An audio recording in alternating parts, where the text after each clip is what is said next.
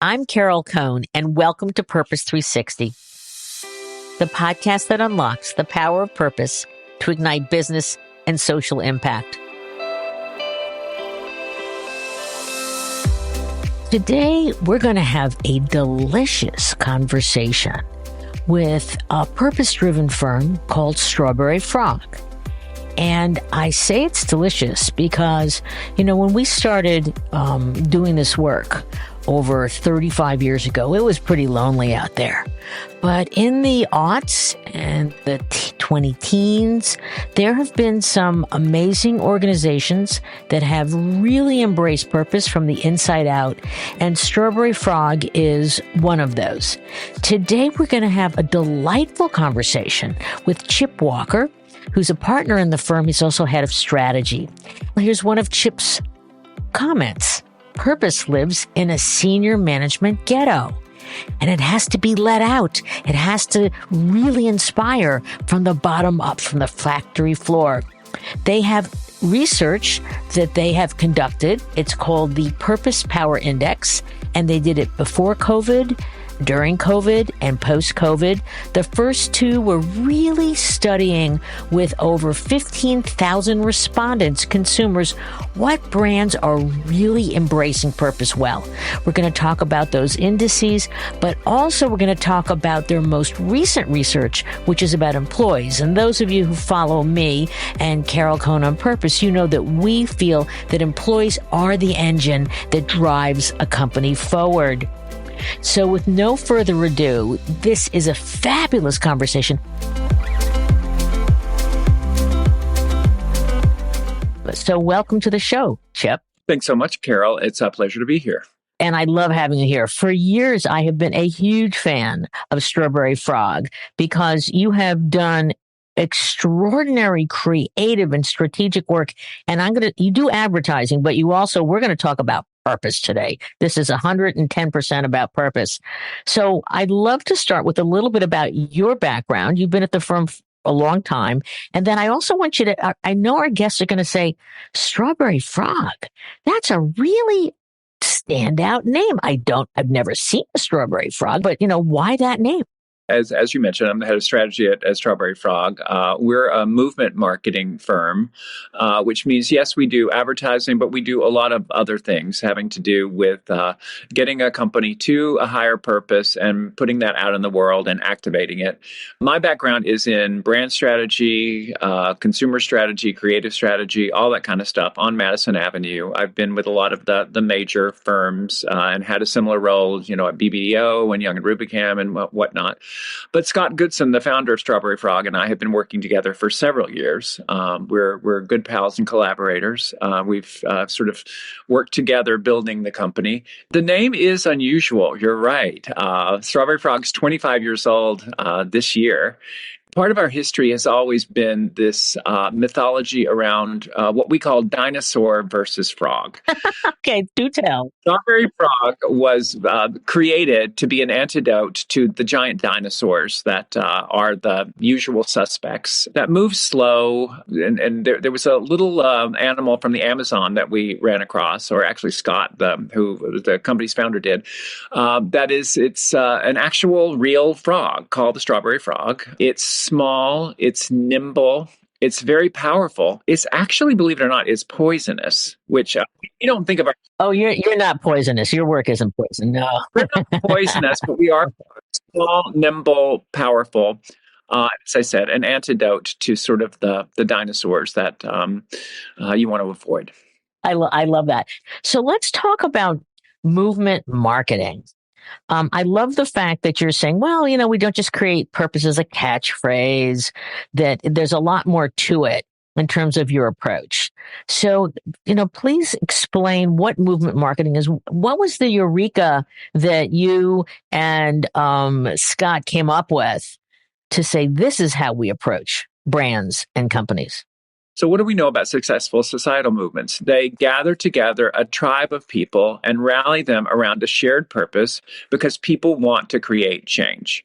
So I think the whole idea behind a movement is getting people to do something to make change because they want to. They're already motivated. It's something that they want to do. So this notion of movement marketing was born, and it's kind of been part of our DNA. We started with SmartCore, but we use that same kind of thinking for clients like IKEA, moving all the way up through Pampers. We were their global digital agency for years, and we've just continued to refine this thing that we call movement thinking year after year after year, and it continues to be a powerful idea. And I think what happened around, I'd say 2017, 18, the thing we noticed was that a lot of companies that were coming to us were wanting to talk about purpose. And while we had thought about purpose in past years, movement was our major focus. And I think what we began to realize is that as companies came to talk to us, is that their issues around purpose weren't necessarily defining purpose. A lot of them had been through a purpose exercise already, maybe more than once. They had a consultants in, develop purpose number one. They didn't know what to do with that, so they developed another one, and so forth. The issue wasn't defining purpose.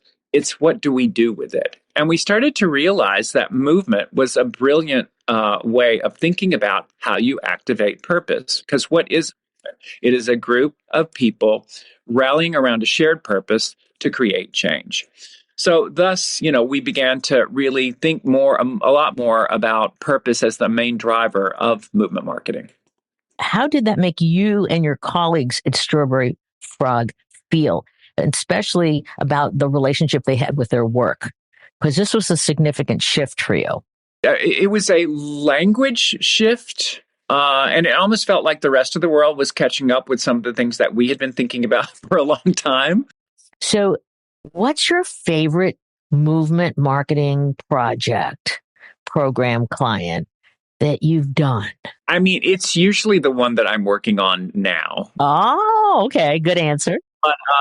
But honestly, no, I'll tell you what my favorite is. It's just because it's a long-term client that I have a lot of love for. And I think it was around an important idea. And it's continued to evolve. And so this was a movement we created for a bank, believe it or not, called SunTrust. And basically what it was is SunTrust came to us in, I think it was around 2015. Their business wasn't great, either externally or internally. They were having employee motivation problems. A lot of them, they were having, their market share was just kind of even to down. And they basically just needed to reinvigorate their brand internally and externally. They had developed a purpose called lighting the way to financial well-being, which was good. Everybody kind of got it. But again, nobody really knew exactly what to do with it. If exactly. I'm a seller, what does that mean? If I'm a customer, what does that mean? It sounds great. So what we did was really try to put that purpose through the lens of movement thinking. Movement thinking usually culture. So what are issues that people are dealing with that lighting the way to financial well-being can help solve? And it was obvious after the Great Recession, so many people, even in 2015, had not really recovered or didn't feel like they'd recovered. Those famous statistics about how many people couldn't put together $400 in an emergency, et cetera. There was just a lot of anxiety out there around finances and money at epidemic proportions. So we decided to spark a movement. We ended up calling the movement On Up. It stands for Onward and Upward. But it's really a movement against the financial stress that is so epidemic and for financial confidence for all Americans. So all of a sudden, with the On Up movement, if I'm a teller getting up to go to work every day, I know that what I'm going to be doing is trying to find a way to help people be more financially confident. That starts to lead the bank to know what kind of tools it should develop, what kind of products it should develop, how should it behave, how should it treat people. So as I said, one of the reasons it's a favorite movement of mine is that it was needed. It made a huge difference for the bank internally in terms of engagement, retention, all of those metrics, which we have. We having over 5 million people join the movement. And in fact, the financial education program, it was called Momentum on Up, was so successful, that was part of the movement, that Truist started with its own employees, giving them financial education so that they could make people feel more confident. That's wonderful. So I'd love you to share with our listeners. You created On Up. You've had this incredible purpose and you activated it. Then there was a merger and a new brand. How did you get Amanda Gorman? There's a video that you utilize her in. Was that external, just internal? I mean, I just adore her. She's amazing. Yeah, it was both. What happened was that, the Truist merger was announced, I think, in either late 2018 or early 2019. And so we had, and it was going to go public towards the end of 2019. We had a campaign developed, and then the pandemic hit. And it just didn't seem to be the right tone for the pandemic. We were going to take over the world or something with our new campaign, and it was not the right time. And so we really had to just stop and rethink how, as a new large financial institution, we wanted to interact with the world. And as part of this, we ended up doing a film. And I'll say my partner, Scott, had seen Amanda Gorman and heard about her. And this was before people really knew who she was. She had been the youth poet laureate of the United States. But again, most people hadn't even heard of that. Nobody had heard of her, but Scott had seen her and just thought she would be a brilliant voice to deliver kind of a message of hope, I guess we'd call it, and inspiration for this effort that we were doing along with United Way. So it was an external film that obviously got a lot of play internally, with Amanda reading a poem that she had written. And I guess the rest is history. It got a lot of attention, and really helped put Truist on the map early. Before we turn to your research, which I love research, we're going to talk about the Purpose Power Index. I'd love for you to share insights into activation, internal activation, because as we both know, that's where the purpose is either going to inspire and ignite, or it's just going to fall flat. Well, we've done a fair amount of research on this topic, and we have a lot of clients over the years, including Walmart in the U.S., which we were one of their primary internal agencies, doing a lot of communication to all of their 1 to 2 million employees. So we know a lot about what some of the pitfalls are around purpose activation internally.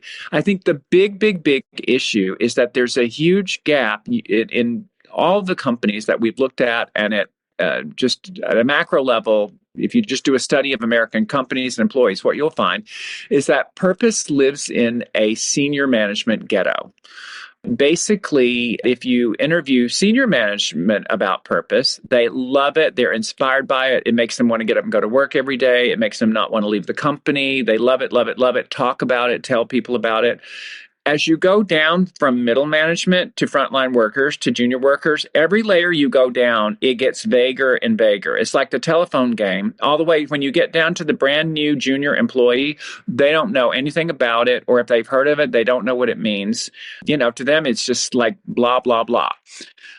So that is a huge issue in many companies, is that senior management does not really realize that what's inspiring and motivating to them may not be to people below them.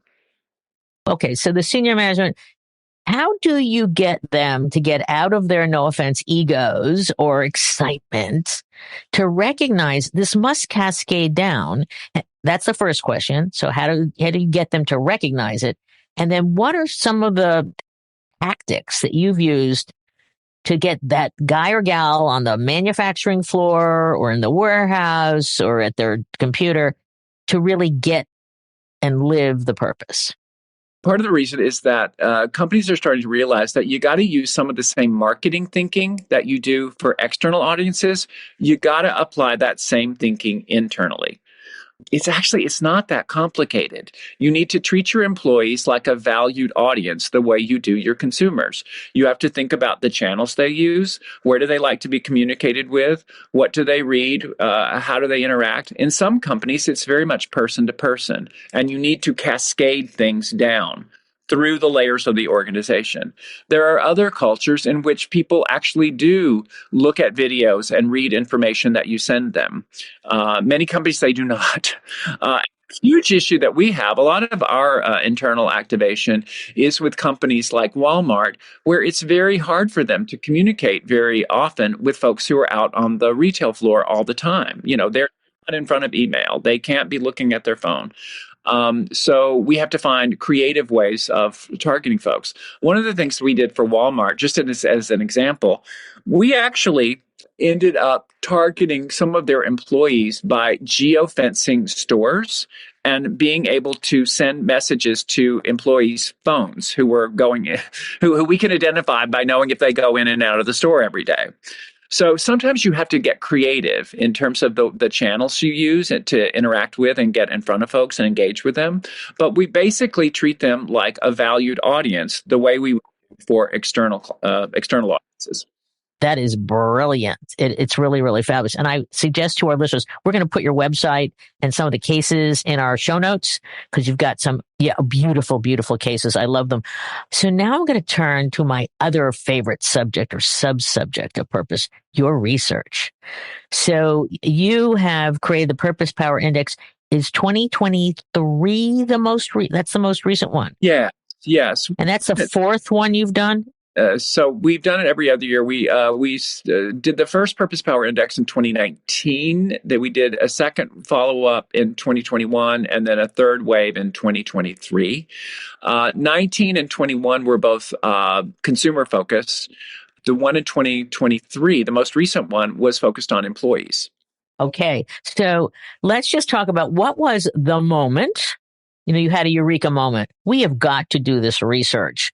The first wave, as I said, was in 2019, and it's just right before and as the pandemic was happening. And I'd mentioned that we had a lot of companies that were coming to us asking us about purpose. And one of the things that we noticed was that there wasn't great empirical data on which brands are considered purposeful. There was a lot of hearsay and people, making assumptions and guessing, but we didn't see any empirical data that told us, what connotes a brand that people consider to be highly purposeful, and then how do you get to be one of those brands, and which brands are more purposeful and which are considered less, and why. So we decided we would do our own study since we couldn't find one out there. We partnered with what was then called the Reputation Institute. It's now called RepTrack, but a very well-known company that is a research firm, sophisticated research firm that just studies brands. We looked at 200 brands across, I think, between 12 and 15 different industries. So a representative mix of brands.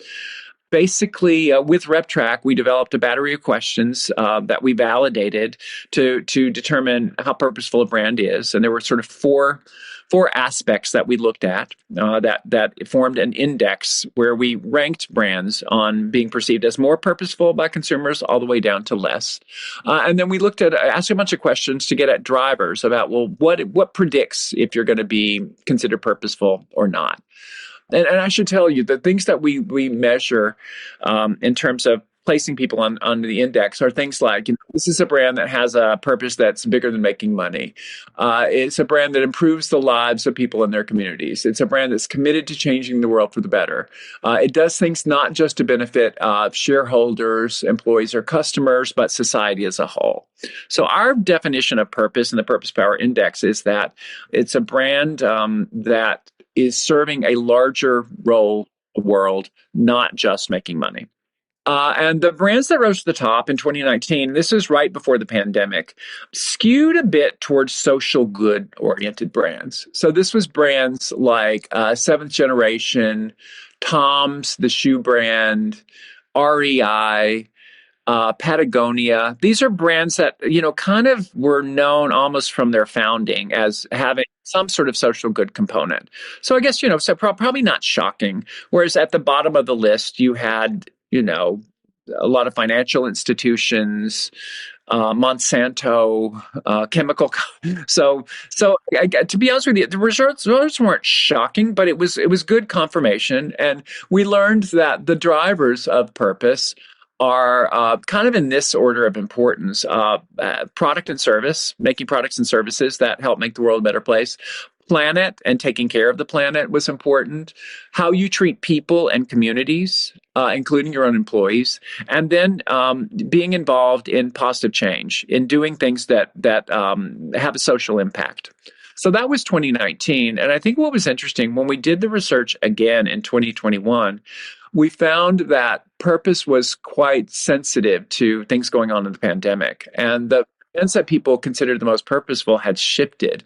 And it was now, yeah, some of the social good brands, yes, were also getting high scores, but a lot of pandemic heroes like Zoom, Pfizer, even Clorox, brands that we associated with the pandemic took on a much more purposeful halo to folks, as well as industries that had really been working to be more purposeful, like automotive with Tesla, Toyota, even GM moving way up the ranks with things like, electric vehicles. So I think what we learned is that, in this period as short as 2 years, the landscape in purposeful brands can change a lot. So this is a dynamic thing in people's minds, impacted by the news cycle and things that they're hearing about your company. It's not something where you do a tracking study and it just stays the same every year. Yeah, no, that's fascinating. And we did some pre and post too, but curious about, did you ask questions about, like with employees, are you more loyal? Are you more likely to stay? Will you refer a friend? So getting as hard metrics as you could on employees. And then could you get any hard metrics? I mean, it's tough with consumers, like intent to buy versus buying. Did you make any progress there? Yeah. So in 2022, we did the survey primarily among consumers, but we did a subsample of employees in that study. And then, as I said, in 2023, we just did a study only among employees. And so let me address the employee issue first. Is that, yeah, what we find is that employees who believe that their company has a higher purpose and are engaged with their company's higher purpose are much more likely to be loyal, to want to stay, to recommend their employer, etc. Same thing is true for consumers in that folks who rate a brand as highly purposeful are much more likely to want to buy the company, to invest in the company, to say good things about the company. And, it's one of the things is that, there is a lot of data out there linking purpose to important business metrics like employee engagement, like even just sales and revenue. There's some really good data out there supporting that, including ours.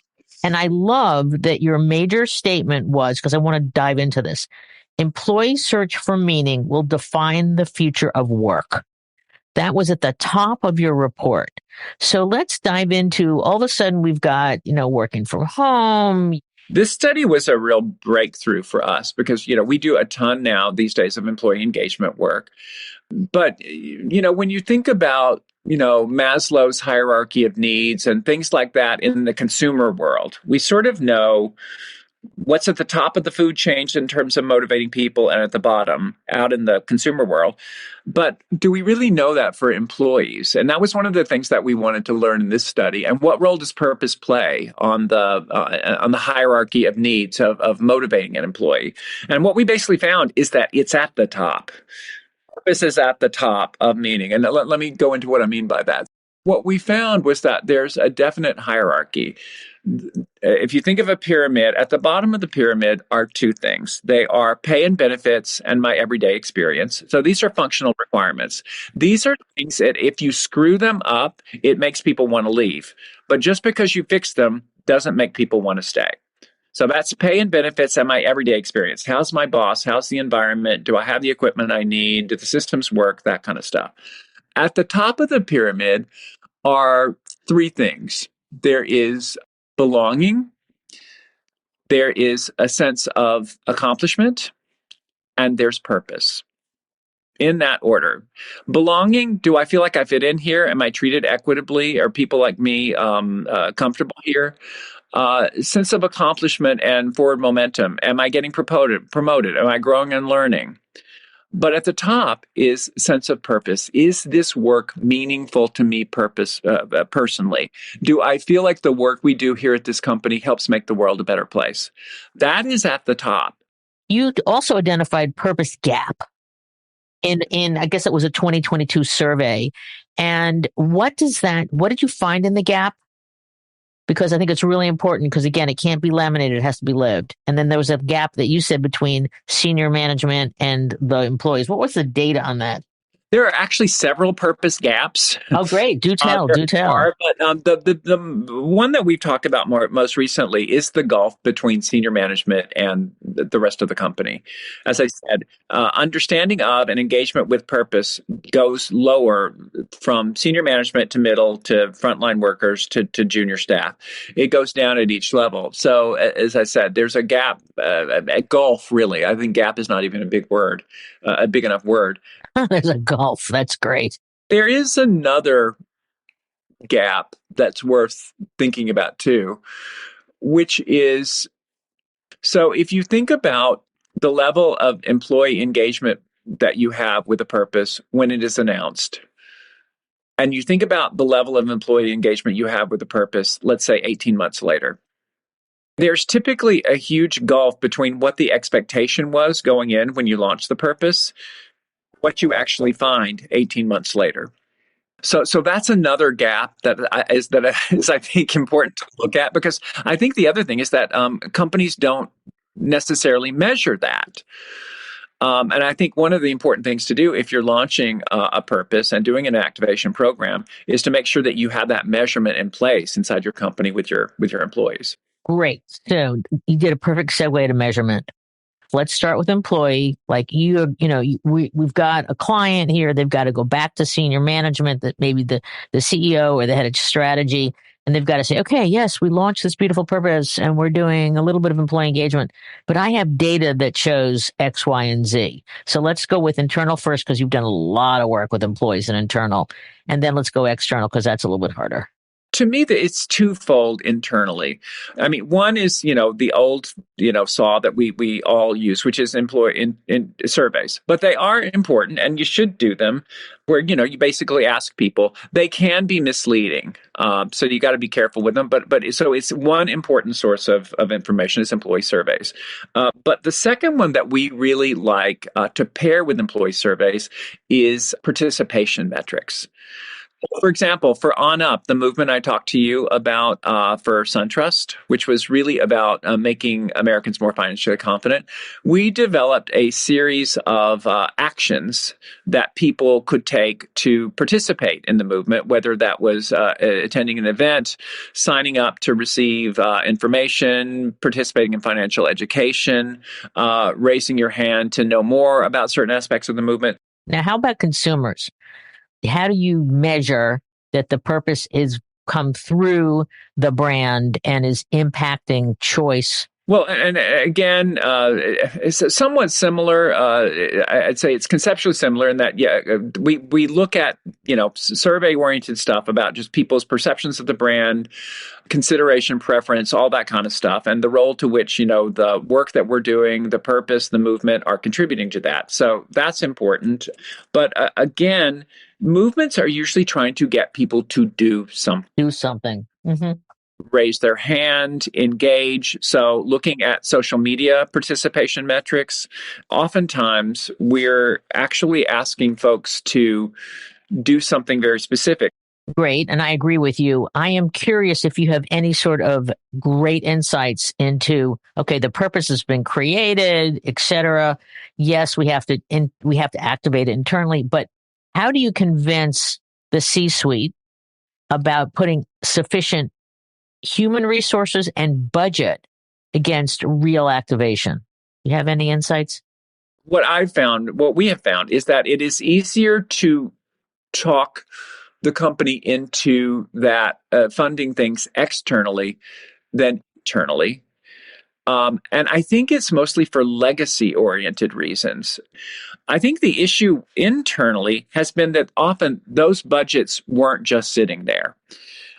We find frequently to do a purpose activation program, even for a large, well-off corporation internally, you got to go find the money.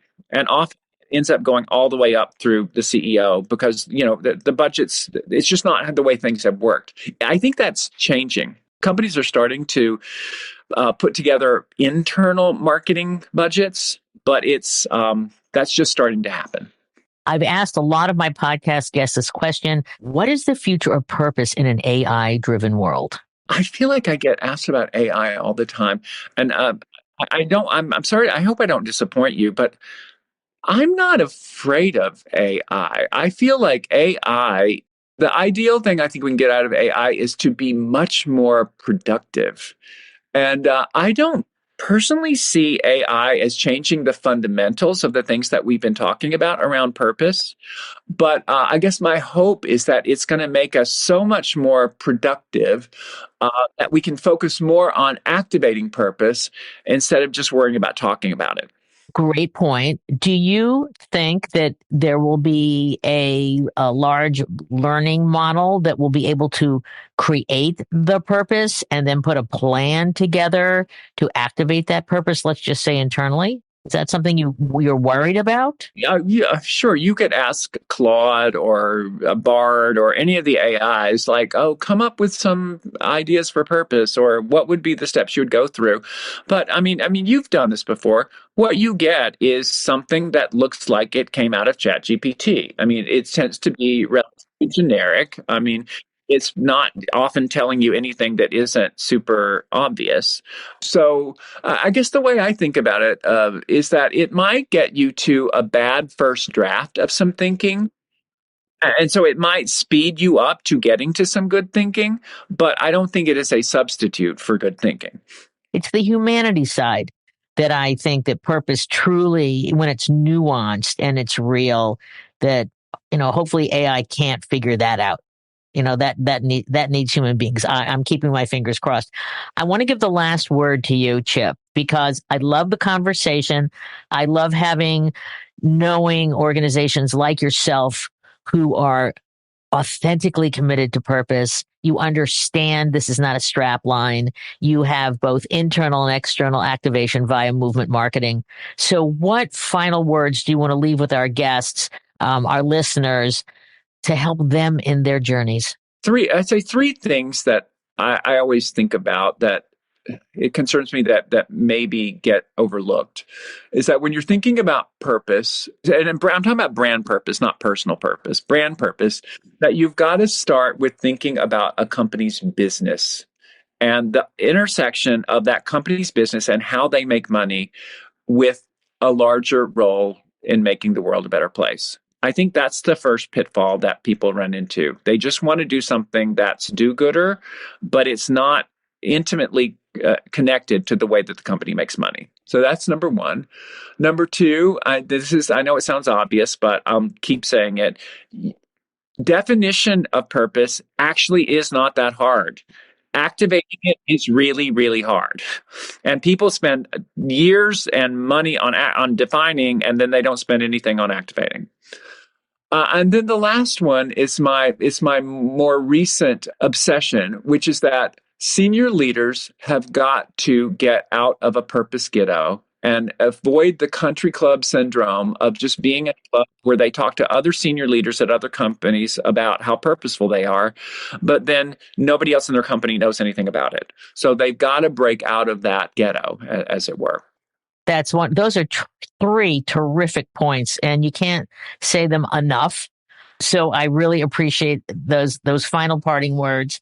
It's been absolutely a joy to chat with you, Chip Walker. So I really appreciate the candor of the conversation and that you joined me today for this great discussion. Thank you so much, Carol. Really appreciate being here. And, we're huge fans of you and the work you've been doing for years, and you continue to inspire us. So thank you for having me.